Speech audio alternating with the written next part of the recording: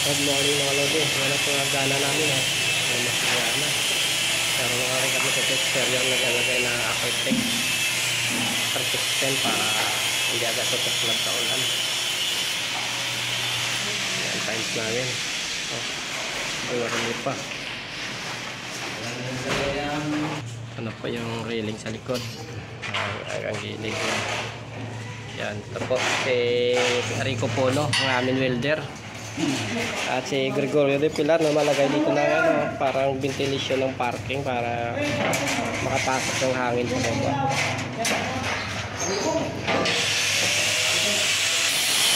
Malapit na matapos yung tiles dito. Medyo malaki rin ito kasi 100 square meter. Ito yung parang mitingan sa taas. Isamin namin dito sa batak sarado na po yan. Hindi yan na lang kulang, sa sandingin na lang yun.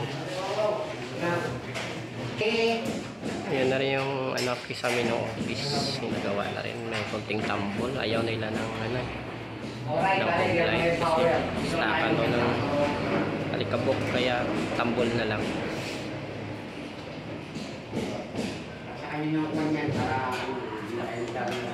Ang parking namin kalahati, 1 point pa lang yung nagbuhusan kasi hindi pa na lahat yung ibang libre, so dami pa.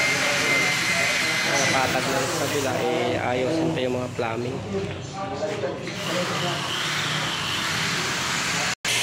Mga pintas namin sa exterior, nakapagulong na ng acrylic paint. On board ko na po 6 paint yung gamit namin.